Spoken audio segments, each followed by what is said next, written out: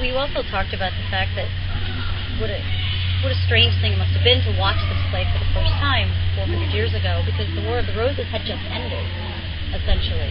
So you'd be in this playhouse watching a play about something that had really just ended, and you had people from both sides watching it too. And I often wonder what people thought of the new story that was being told, and how they accepted it, and what they thought of that. Were they educated enough to make a decision? No. Well, there would be people there whose families had chosen sides, so it probably would have been just part of the daily life, knowing that I fought on this side and you fought on that side. So I think they still talk about it. They still talk about it, right? Yeah. So I think everybody would have been aware of it, which makes me wonder. Did anybody say anything? One thing I did just occurred to me to bring up. A lot of people don't realize it. And it was one of the things that really got to me when I read it is that Richard III was only 32 years old when he was killed in battle. Most people think he was much older. But he was played by older people in the movies quite often. So. Yeah, well, and also the way Shakespeare portrays him, it seems like he's older. Yeah. Mine's younger.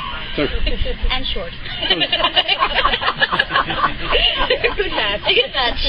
I'm not much of a typecaster, but that would fit pretty nicely. So, a couple people in the play are over here because they couldn't come earlier. This is Brian, who plays Clarence, killed off relatively early on by Richard. One of his victims. Not exactly. No, but the thing is, Clarence was was dead 5 years when Richard became king. But in this one, you have at the beginning scenes of the play, he's telling the audience, here's what I'm going to do. I'm going to kill off my brother by getting it to seem like my other brother, the king, is doing it. And so, by getting the king to think that someone with a letter G was going to betray him, that really was so far-fetched. How could anybody believe that? Well, the witchcraft thing was huge at the time, and Elizabeth Woodville had been accused, and her mother were both accused of witchcraft on a regular basis. In fact, her mother was put in jail, I think, at one point, or she was, I don't know. She was at least under house arrest or something like that. Things looked pretty bad for her. Because you could just declare that someone was a witch or someone hurt your leg, and there it is. It's true. But yes, the prophecy. When Elizabeth Woodville became queen, if she had been accused of witchcraft, could people have done anything to, even though she was queen?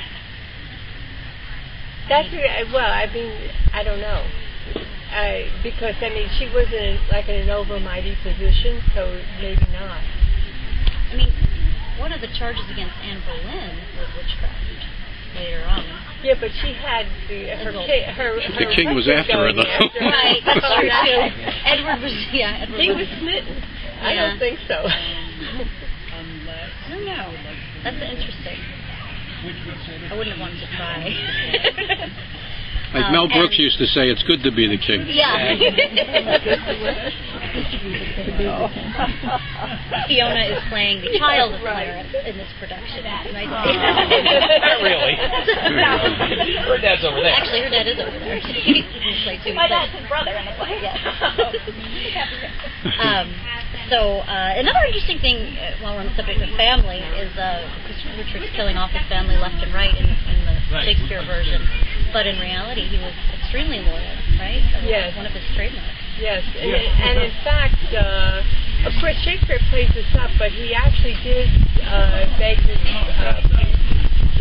brother not to execute Clarence, because but it was already done through a parliamentary decree, and there really wasn't anything they could do.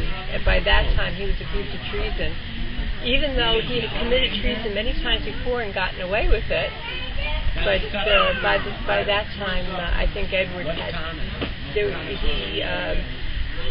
The rumor is, and again, there's no solid proof, but the thought is that Clarence knew about the pre-contract, the bigamous marriage, and he, at that point, they were afraid of him, so that's why they made the charge of treason stick.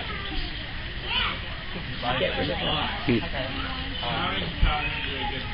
Interestingly, too, Henry VII executed Edward's son, and Henry VIII executed Henry's daughter when she was like 67 or 68 years old, Margaret Pole. And that one, the executioner didn't do a good job, and they were chasing her around. It's not funny. It was pretty tragic. But I mean, a 67-year-old woman, and he winds up executing her on a pretext.